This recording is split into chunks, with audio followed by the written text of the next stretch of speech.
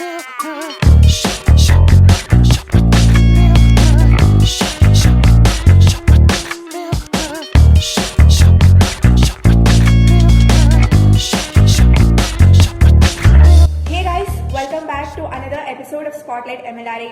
this episode is a collaboration with Scope Club. As you can see, the setup is different and we have a very special guest with us. So before going there, myself Deepthi, the host for today's episode, and sir here is Shubham Lal sir. He's a software developer engineer at Microsoft and he's also aided up to 15 plus edtechs, and he's a speaker at 60 plus events and also mentored up to 5,000 plus people. Sir, thank you. We are glad that you're here and doing this episode with us. So, before going into the questionnaire which is given by you guys, let me be very honest with you, have a raw talk with you. So, it's going around the campus earlier in this morning. That's when I saw your poster there, Shubham Lal, sir, you're from Microsoft. So, these people, when they asked me to post, they asked me to go through your LinkedIn. I was like, no, I'll not go to LinkedIn, I'll just go through his Insta. I went up, I typed Shubham Lal, and then I saw your profile. It was completely different from the description they gave me about you. You are like an enthusiastic person, and then you are a musician, entrepreneur, athlete. So it was quite intriguing. So going through your Insta was very intriguing, to be honest. So I just want to listen about you from yourself. So can you please talk? Sure, Dipti. If I talk about my professional part, it's been close to 5 to 6 years I've been working for Microsoft. I've touched upon multiple business verticals, Windows, Office, Azure, Bing. I've worked upon in Microsoft. But along with that, I have a deep passion and interest towards mentoring students and being an instructor to the students, helping them at whatever stage they are in. Because that's what I feel, that's how I can give back to society, right? Because at some point of time, I was in the same state what they are in. That's a driving force of mine towards the passion towards having sessions like these, taking keynote speaker sessions, talking to students, helping them in whatever they need to make it big in the industry.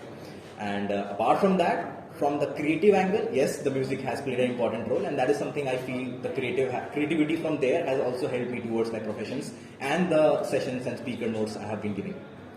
So, I guess you have a very deep passion for your music also. Starting from there, I guess we'll good to go for the questionnaire part. So what the club people did that is they posted a questionnaire in Instagram wherein the students of the college, they put in their questions, their doubts basically about the technical part. I hope you will give them some guidance through the same. So the first question is that since like you're from Microsoft, going into such a big company is definitely a big task. So how did you reach there? What were your college days? So how did you manage to go till there? Okay. So Microsoft, I signed up as an intern, and that's where while I was in third year, I joined Microsoft as an intern, which got later converted into a PPO, which is a pre-placement offer, right? But if I just take a step back and talk about what was my early college days like, when I joined college, I didn't have any understanding of coding or development, right? It's the first 2 years is something I got deep passionate towards website designing, the front-end development, because DSA is something I didn't find it very creative at that particular time. So front-end development, website development was my key skill that I tried to build in the first 2 years of my college. And later on, I realized that you need to have logic building abilities and problem solving skills as well. That's where I gave my full commitment towards DSA and my communication skills as well.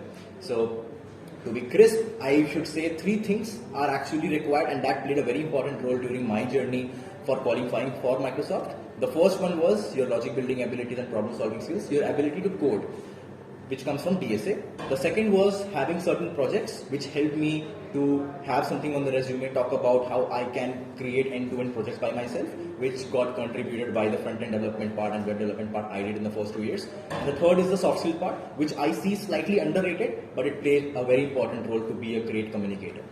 Yeah, so you indeed are a great communicator. So, thank you for that. After which, going on to the second question. So basically, after listening to you, what I felt like is that me being a data science student, basically I don't focus much on the programming language skills or whatever it is, because I don't understand why. I don't go till there, but whenever I see these programming languages, I just run out. But my friends pushed me to a point, they were like, you have to start learning some course, else you're lining up nowhere. That's when I started Python. It was a boot camp basically, 24 hours course, but I only did for 3 hours. That was, these 3 hours were for 1 week. So I find very less interest in doing things like that. So after listening to your story, I feel like you're a very consistent person. So how do you suggest students to be consistent about their goals or learning something, a new skill? How do you suggest that? Okay, so before I answer this question, let me ask you something. Are you also interested towards something towards creativity or artistic area? Yeah. I am an artist. I do wall arts basically. Awesome. Okay, so to answer the question about consistency, let me answer to you in the two parts. The first part is the interest, right? For example, if I ask you that had ever it came in your mind that I need to be consistent towards wall art, right? No, because you're interested towards it. When you do it, it's out of your passion, it's out of your interest. You never had to push yourself to do it, right? So that is the first thing that can drive you, and that will not require for you to put an extra effort in the consistency. Consistency will come automatically if you're interested towards it, right? That's the first thing. Second thing is the end goal. If you're very clear about what is something your end goal is supposed to be for what you're doing right now, you might be consistent. So for data science, the bootcamp that you did, I'm not very sure if the end goal was very clear to you.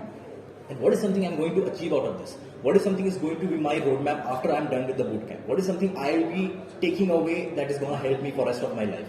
Right? If that is something very clear, the consistency comes automatically as well. So interest and having the understanding of the end result plays a very important role in the consistency. So talking about the roadmaps, so if you consider a person, he's having a certain vision in his mind that I have to do this, take up this goal, like be a data scientist or a data analysis. So what do you suggest are the resources, potential resources for a roadmap or whatever it is, like a person throughout his 4 years journey, what he has to learn? So first thing is, if you're very clear about data science or data analytics and that is something you want to go ahead with, resources, there are resources, tons of resources out there in the internet, right? All you have to do is sit thoroughly, create roadmaps for yourself, do some googling and figure out which is the roadmap, which of the resources are more ideal for you. But having said that, I'm really excited to see things like Scope Club and their website where they have collaborated resources from n number of places and put up in the one place. Where if a student is trying to have the understanding of, let's say, data science as you mentioned, or website development per se, they don't have to work around YouTube or different websites, Geek for Geeks, Tutorials Point and all that. They can go to the website of Scope Club and things have been organized in a way that it acts like a one-stop solution. That is something I am actually impressed, and that is something I would recommend the same. So sir, I also heard that you take interviews of people recruiting into the company. So what are the common mistakes that you find from the new freshers? What are the major mistakes that they do and how do you suggest to tackle them? Okay, so the first major mistake what I have seen is, and that is something I want to highlight it upfront, is when I give someone to write a particular code, many a time I have seen the person is able to write the code but not able to explain their solution, right? So that's the first drawback I have seen in most of the freshers who come into Microsoft for interviews. They lack the communication skill. They're able to solve the problem but they're not able to explain the approach. So communication skill is the first.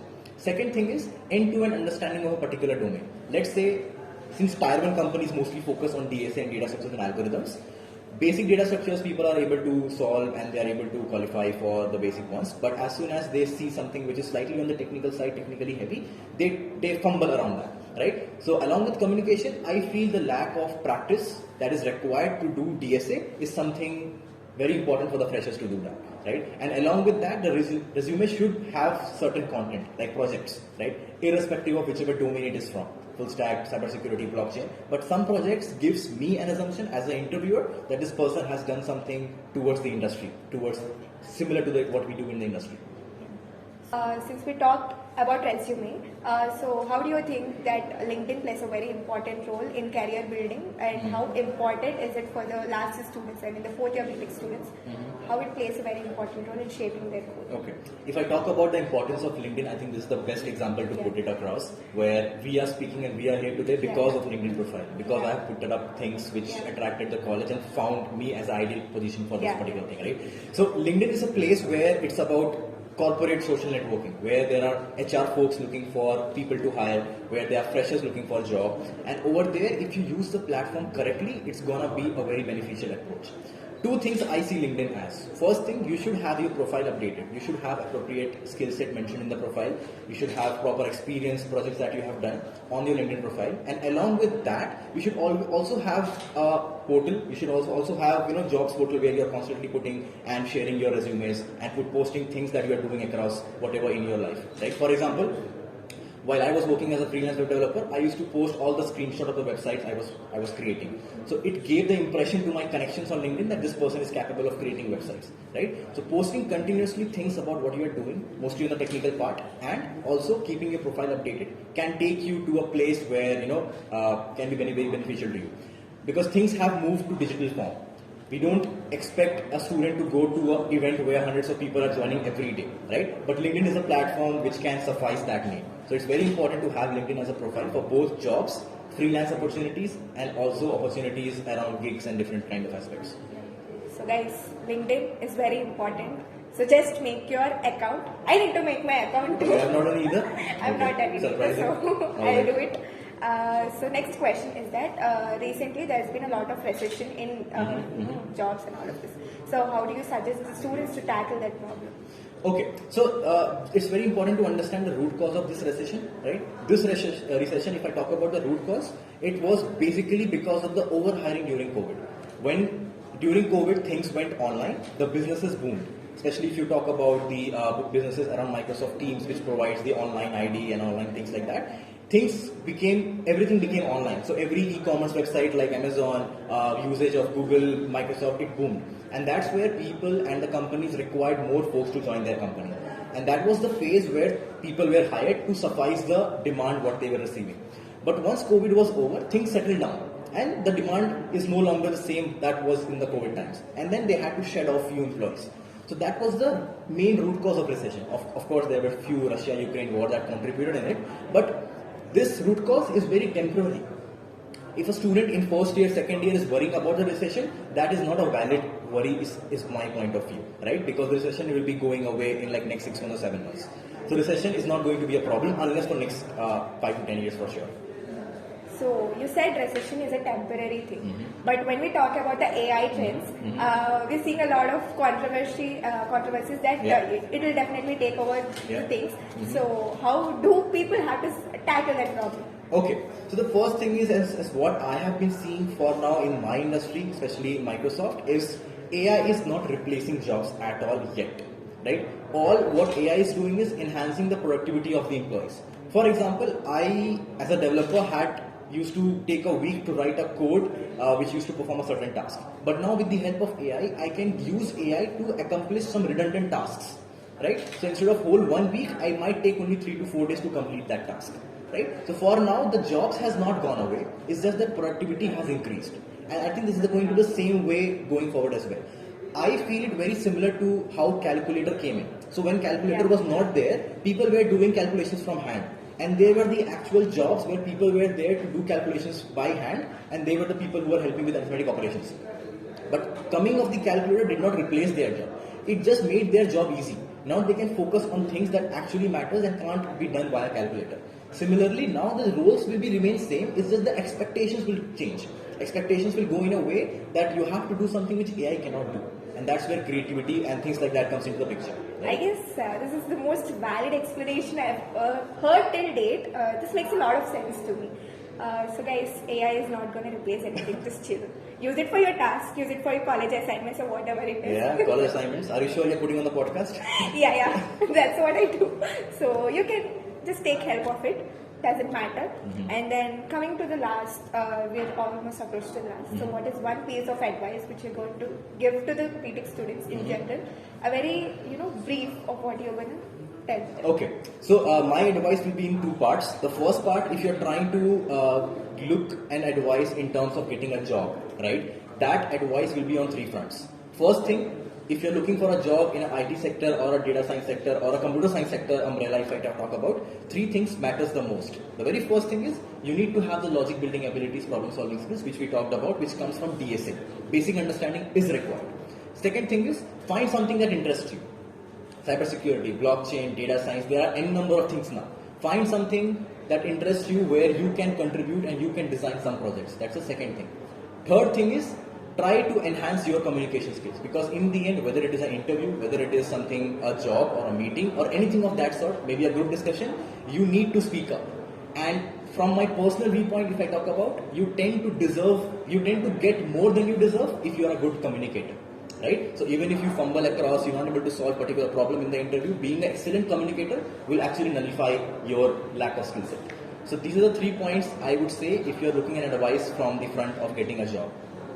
From in general life advice, if I talk about, try to be very curious. Try to be very curious and understand the importance of learning, right? Learning in terms of anything. Eventually, what I have seen is knowledge never goes waste, right? So be curious, keep understanding things, keep learning, and enhance your knowledge.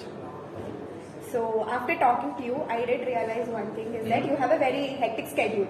But you seem pretty chill with whatever you're doing. I mean, yeah, you have a balance between your personal life and your career, whatever it is. So I guess that's a very good thing. Me being a lethargic, I just go through Insta and Reels. I guess I have to learn something from you too. So I really thank you for doing this episode with us. Thank you so much. And I feel our viewers also get some extra content from here. So thank you, sir. Thank you, Dipti, for having me here. And I guess, guys, that's it for today's episode. You can follow us on our Insta handles, and we'll also tag sir in our Insta and your LinkedIn profile too. Sure. We're also hoping more and more sessions with our students in this college. I hope you'll just come and give them the guidance, whatever is required. Definitely. And I think having conversations like these inspires me as well. That looking at people who are actually trying to figure out what they want to do in the life and me able to help them is actually a motivation for me as well to keep doing things which I'm doing. So thank you so much for having me here. Thank you.